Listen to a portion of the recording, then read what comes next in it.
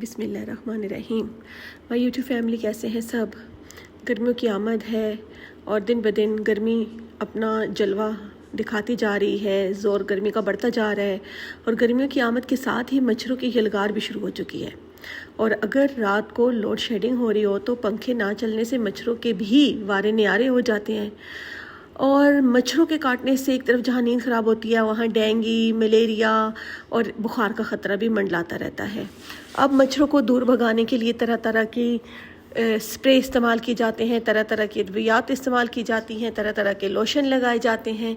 तो मैंने सोचा कि क्यों ना आज आपके लिए एक ऐसी वीडियो बनाऊं कि जिसमें आपको आसान तरीक़ों से घर में मौजूद चीज़ों से आपको कुछ ऐसी रेमेडीज़ बताऊं कि जिससे आप मच्छरों से छुटकारा हासिल कर सकें, अपने आप को और अपनी फैमिली को आप सेव कर सकें।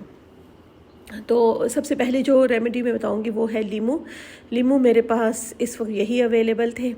बहरहाल काम तो जो है वो हमने चलाना है ना, तो बस जी इनको काट लिया। आजकल वैसे लीमू है ना बहुत सूखे आ रहे हैं, उसमें इतना रस नहीं होता, लेकिन बहरहाल जो भी लीमू आपको मुयस्सर हो लीमू ले लें। और लीमू में जो दूसरी चीज़ हमने इस्तेमाल करनी है वो है लौंग। आपने इस तरह से जैसे कील लगाते हैं ना दीवार में, इस तरह से लीमू को काट कर लीमू के अंदरूनी हिस्से में आपने ये लौंग जो है वो कील की तरह उसके अंदर लगा देने हैं। और जितने लौंग लगाएंगे उतना अच्छा है।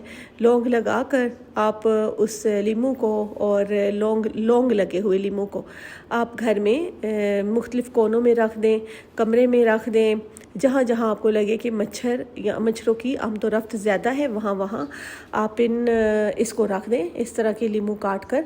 तो आप नोटिस करेंगे कि बहुत देर तक जो है वो आपको मच्छरों से निजात मिली रहेगी और मच्छर वहाँ का रुख नहीं करेंगे।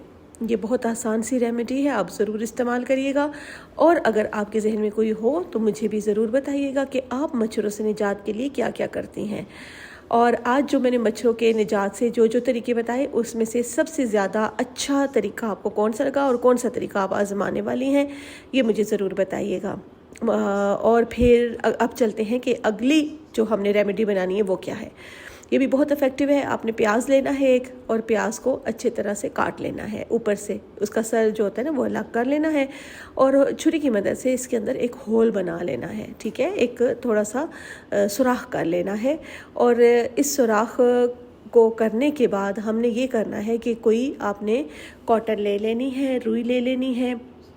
और जो दूसरी चीज़ हमें इसके लिए इस्तेमाल करनी है, हमें ज़रूरत पड़ेगी इसके लिए, वो है तेल, सरसों का तेल आपने इसके अंदर थोड़ा डाल लेना है, ठीक है। ये जो आपने सुराख बनाया है, जो होल किया है, इसके अंदर सरसों का तेल डाल लिया।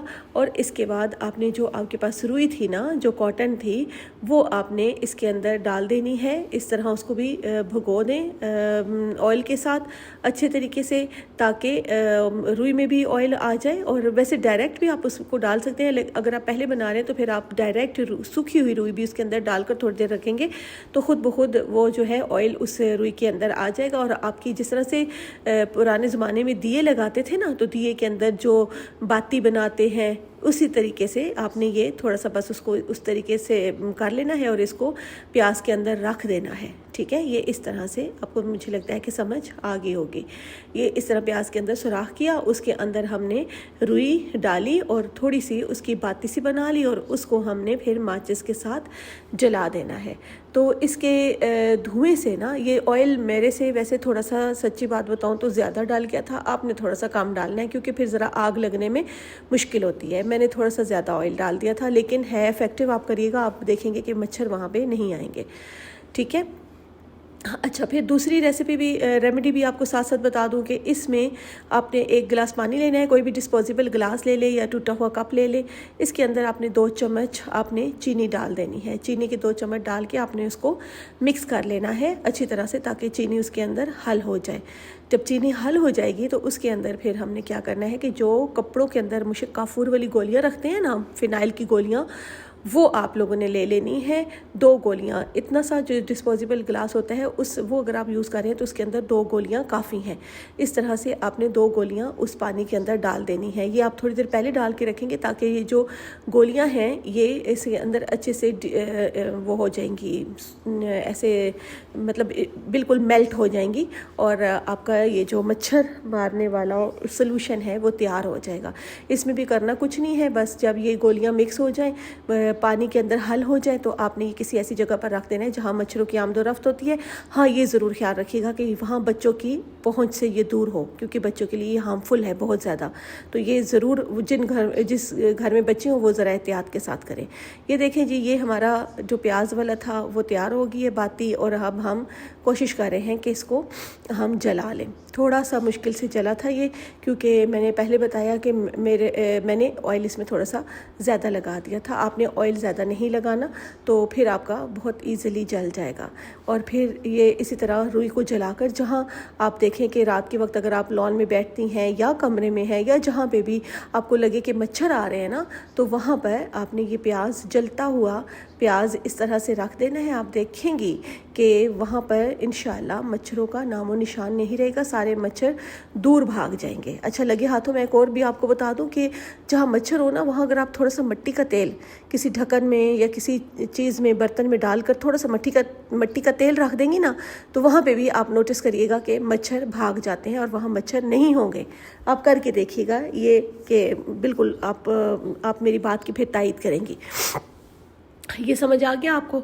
और ये जी आपका प्याज वाला तक दिया समझ लें, वो बन गया और जो मच्छरों को दूर भगा देता है। अच्छा, अब जैसे होता है ना, मॉस्पेल लगाते हैं लोग मच्छरों से बचने के लिए, बच्चों को लगा देते हैं या खुद लगाते हैं, तो वो थोड़ा हार्मफुल होता है। देखिए उसमें केमिकल होता है। तो मैं आज आपको एक ऐसा ऑयल बताऊंगी, मैं आपको एक ऐसी घर की चीज़ों से ही बताऊंगी कि कोई भी तेल ले ले, चाहे सरसों का हो, चाहे ऑलिव ऑयल हो, चाहे कैस्टर ऑयल हो, वो आपने डालकर उसमें अगर खुशबू आपको अच्छी ना लगी तो थोड़ा सा कोई इत्र डाल दें और अपने हाथों पे, पाँव पे लगा लें, बच्चों को लगा दें। आप देखिएगा कि मच्छर नहीं काटेंगे। ये इस तरह के केमिकल वाले स्प्रे इस्तेमाल करने से बहुत बेहतर है कि आपको जो मैंने रेमेडीज़ बताई हैं वो आप इस्तेमाल करें। आप इन रेमेडीज़ को इस्तेमाल करेंगी ना जब, तो फिर आप खुद देखेंगी कि ना सिर्फ आप अपने घर से मच्छरों को दूर भगा देंगी, बल्कि आप केमिकल वाले स्प्रे यूज़ करते हैं और जो केमिकल वाली प्रोडक्ट यूज़ करते हैं उससे भी निजात हासिल हो जाएगी। आपको पता है कि ये जो स्प्रे होते हैं ना, ये बच्चों के लिए और स्पेशली हर इंसान के लिए और ख़ास तौर पे बच्चों के लिए और बुज़ुर्गों के लिए, उनके फेफड़ों के लिए ये बहुत ज़्यादा हार्मफुल होते हैं। और आपने नोटिस भी किया होगा कि जब कभी आप ये स्प्रे करें तो आप जो एलर्जी वाले मरीज़ होते हैं उनको एकदम से छींकें आना शुरू हो जाती हैं और खांसी आना शुरू हो जाती है। तो ये इस चीज़ की अलामत है कि वहाँ पर कि उनमें केमिकल है बहुत ज़्यादा। तो क्यों हम अपनी सेहत और बच्चों की और बुज़ुर्गों की सेहत को ख़राब करें? हम क्यों ना वो चीज़ें इस्तेमाल करें जो नेचुरल हैं या जो कुदरत ने हमें अता फरमाई हैं।